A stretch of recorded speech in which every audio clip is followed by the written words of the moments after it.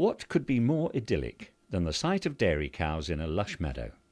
Truth is, it's one huge deceit. A cow spends at least half her life indoors.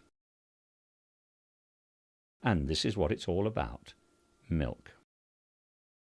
And lots of it.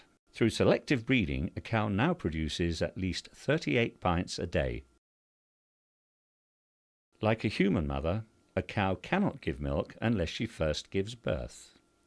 And she is forced to do it year after year. The tenderness of motherhood is timeless. But for a dairy cow, it is very short-lived. After a day or two, her calf is taken away permanently. It is traumatizing to mother and baby alike.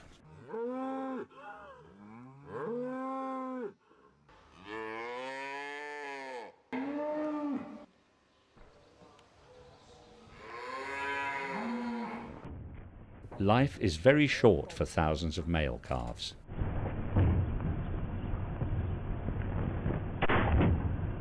Dog food for the hunt. Others are sold, many to continental veal farms. This cow has just given birth in the market, as this umbilical shows. Her calf was almost certainly killed. Female calves are usually kept in near isolation for 8 weeks before replacing their mothers in the herd.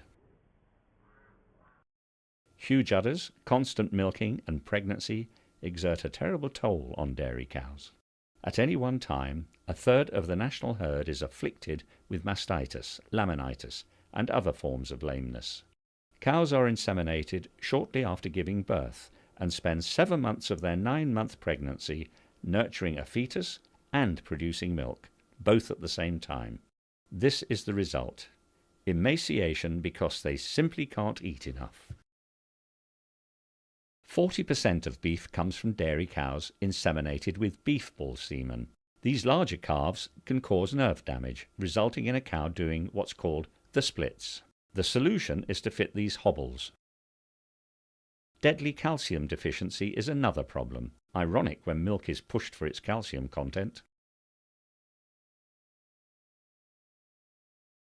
Anyone can see that these are unhealthy, unhappy animals whose sole purpose is to produce milk twice a day. Most will be physically and mentally exhausted after just 3 lactations and killed at 5 or 6 years old, equivalent in human terms to a teenager.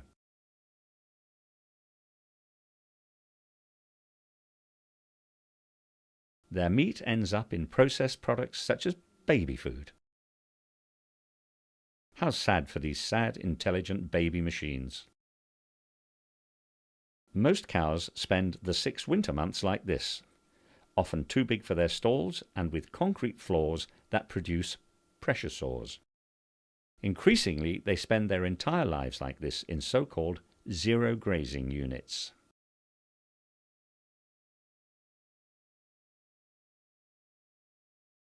And then there are goats. Their milk is no healthier and their conditions no better. Billy goats are either clubbed to death or sold into the ethnic meat market. Like cows, they are simply units of production. We're often asked what would happen to all the animals if everyone gave up milk. A better question would be, how can I end the suffering of all those animals condemned to a life of producing that milk?